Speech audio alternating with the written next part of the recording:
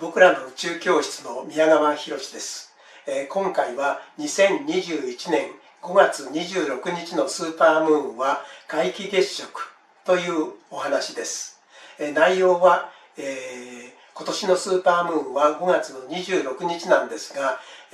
同時に皆既月食も起きますので楽しんでくださいということと、続いては、スーパームーンと皆既月食の簡単な説明、最後は、部分月食中のスーパームーンが東の空から上がってきますので、そのスーパームーンの月の出を楽しみましょうというお話です。まず今年一番大きな満月である5月26日のスーパームーンと今年一番小さな満月である12月19日の、ミニマムーンとの大きさを比較すると、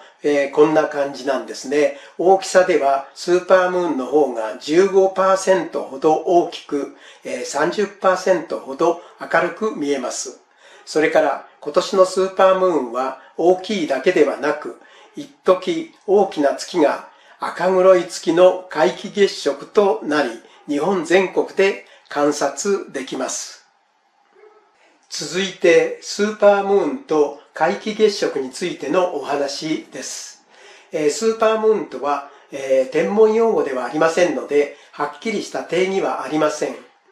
月は地球の周りを回っていますが、その軌道は丸ではなくて楕円なんですね。ですから地球に近づいたり離れたりしています。地球から見た月の距離は平均は38万 km です。近づいた時に36万 km より近づき、離れた時には、40万 km 以上となります。今年の場合は、4月27日と5月26日が36万 km 以内となり、大きな満月となりますが、5月26日がスーパームーンです。続いて月食についてですが、月食とは太陽、地球、月の順に並んで太陽の光による地球の影の部分に月が入った時に月の部分的あるいは月全体が暗くなることを言います。毎月一度は太陽、地球、月が並びますが、地球の影の中に月が入ることはなかなかありません。最後は部分月食中の月の出を楽しみましょうという話なんですけども、5月26日の月の出は東京では午後6時37分です。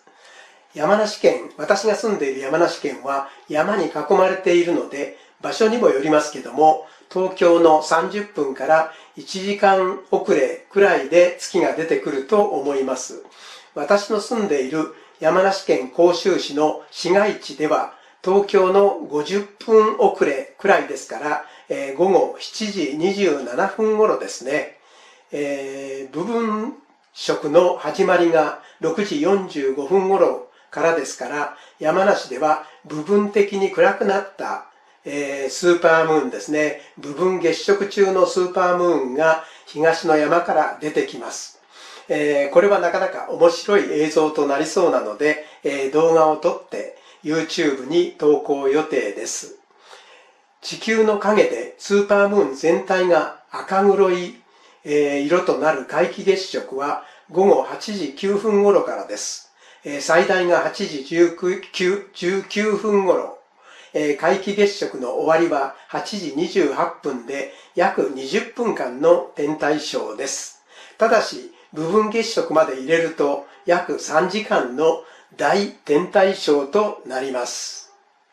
皆さん、こういった天体ショーをきっかけに月の写真や動画を撮ってみませんか？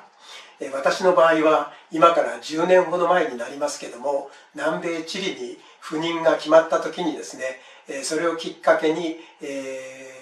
こんなコンパクトカメラを買ったんですね。3万円ほどで買ったんですね。これに偶然なんですけども30倍の望遠機能がついていまして、月の写真を撮ると大きく撮れるということが分かったんですね。ですから南米チリでは大きなですね、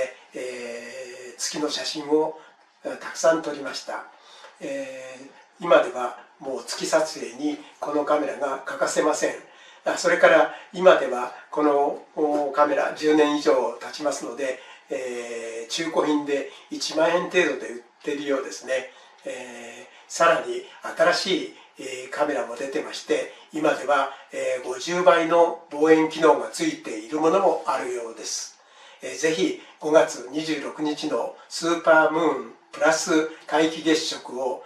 ぜひ皆さんお楽しみください。